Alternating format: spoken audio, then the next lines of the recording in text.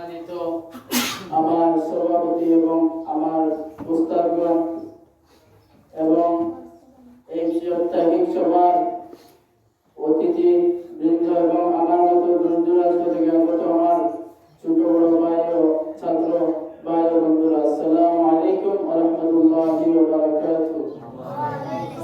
আজকে বৃহস্পতিবার অর্থাৎ আমাদের মাদ্রাসার প্রত্যেক বৃহস্পতিবারে একটা প্রোগ্রাম হয়ে থাকে। সেই সাপ্তাহিক সভা অনুষ্ঠিত হয়েছে।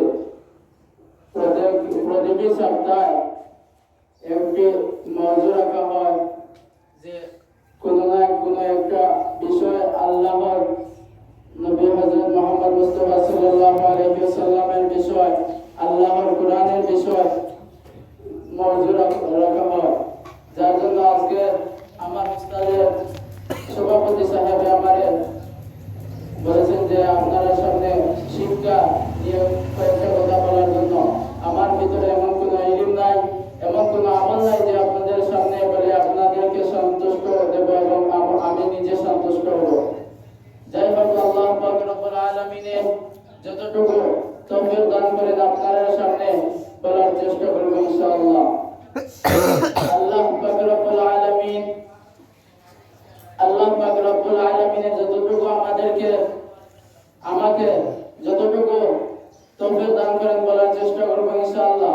তাইলে আজকে হলো যে শিক্ষা নিয়ে কয়েকটা আলোচনা করার জন্য বলেছেন যে আল্লাহ পাক রব্বুল আলামিনের কুরআনুল কারীম অর্থাৎ ইসলামিক শিক্ষা যে দান করেছেন মুসলমান জাতির জন্য, সেই শিক্ষা হলো সর্বোত্তম ধর্ম। আল্লাহর হাবিব সাল্লাল্লাহু আলাইহি ওয়াসাল্লাম বলেছেন যে দুনিয়ার জমিনে সেই ব্যক্তি হলো সর্বোত্তম ব্যক্তি যে কুরআন শিখে এবং অন্যদের শিক্ষা দেয়। আল্লাহর হাবিব সাল্লাল্লাহু আলাইহি ওয়াসাল্লাম বলেছেন যে সেই হলো সর্বোত্তম যে আল্লাহর কালামুল্লাহ শরীফকে নিজে শিক্ষা গ্রহণ করে এবং অন্য একজনকে শিক্ষার লাইন দেখিয়ে দেয় কিংবা তো সে নিজে শিক্ষায়। এর জন্য আমার এই কথা বলার কারণ হলো যে সবকিছু শিক্ষা গ্রহণ করা আমাদের জন্য জরুরি, কিন্তু আমাদের ইসলামিক শিক্ষাও আমাদের সঙ্গে থাকতে হবে। যে আল্লাহ পাক রব্বুল আলামিন কুরআন শরীফের মধ্যে বলেছেন যে কুরআন শরীফ কিভাবে আমরা তিলাওয়াত করব, কিভাবে কোরআন শরীফের শিক্ষা অর্জন করব। কোরআন শিক্ষা যে কোরআন শরীফ পাঠ করতে হলে মন থেকে, নিজের অন্তঃস্থল থেকে কোরআনকে তিলাওয়াত করতে হবে।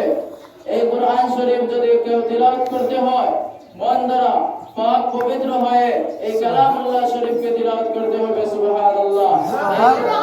এই কালামুল্লাহ শরীফের ফজিলত যে আল্লাহ পাক রব্বুল আলামিন বলেছেন, ও নবী আমি এই কালামুল্লাহ শরীফ পাহাড়কে দিয়েছিলাম, আসমানকে দিয়েছিলাম, অনেক কিছুকে দিয়েছিলাম, সবকিছু বললো আল্লাহ এই কালামুল্লাহ শরীফ যদি আমার উপরে নাযিল করা হয়, আমার উপরে পেশ করা হয়, তাহলে আমি পাহাড়, আমি আসমান এবং সবকিছু বলেছে আমি চিহ্ন চিহ্ন হয়ে যাব। এরপরে আল্লাহ পাক রব্বুল আলামিন নবী করিম আকায়ে নামদার তাজদার মদিনা দুই জাহানের বাদশা নবী মুহাম্মদ আরবি সাল্লাল্লাহু আলাইহি ওয়াসাল্লামের উপর নাযিল করেছেন। আল্লাহ বলেছেন, ও নবী আপনার উপরে যদি এই কালামুল্লাহ শরীফটা আমি নাযিল করতাম না, তাহলে এই কালামুল্লাহ শরীফের দ্বারা কাছে এই কালামুল্লাহ শরীফ কোন ইমানদার মুসলমান ব্যক্তিও এই কালামুল্লাহ শরীফের কুরআন মাজিদকে স্পষ্ট করতে পারবে না, পারল না। এই কুরআন শরীফের মধ্যে এতটা ফজিলত আমার নবীর উপরে এই কালামুল্লাহ শরীফটা নাযিল হওয়ার কারণে আমাদের নবী দয়া তাকায়, আমাদের নবী এতটা দয়ালু যে ওই দয়ালু ব্যক্তির উপরে নাযিল করা এই কুরআন শরীফ, এই কুরআন শরীফের নূর কমিয়ে আল্লাহ পাক রব্বুল আলামিন আমাদেরকে এই কুরআন শরীফ স্পষ্ট করার তৌফিক দান করেছেন। এর জন্য আমি আপনাদের সবাইকে একটা কথা বলতে চাই যে আল্লাহর পাক কালামকে কেউ নাপাক অবস্থায় স্পর্শ করবেন না। আল্লাহ বলেন তুমি যদি আমার কালামুল্লাহ শরীফকে নাফাক অবস্থায় যদি তুমি আমার কালামকে স্পষ্ট করো, তাহলে আমি আল্লাহ নারাজ হয়ে যাব। আল্লাহ পাক রব্বুল আলামিন যদি নারাজ হয়ে যান, তাহলে কি হবে বুঝতে পারছেন তো? আল্লাহ পাক রব্বুল আলামিন আমাদেরকে উনার এবং উনার হাবিবের তরিকা মতো চলার তৌফিক দান করেন। আল্লাহুম্মা আমিন। আমি যা কিছু কইলাম এবং করতে দিয়েছি, আল্লাহ পাক রব্বুল আলামিন আমাদের সবাইকে এই সব কিছুর উপরে আমল করার তৌফিক দান করুন। ওয়া আখিরু দাওয়ানা আলহামদুলিল্লাহি রাব্বিল আলামিন ওয়া আসসালামু আলাইকুম।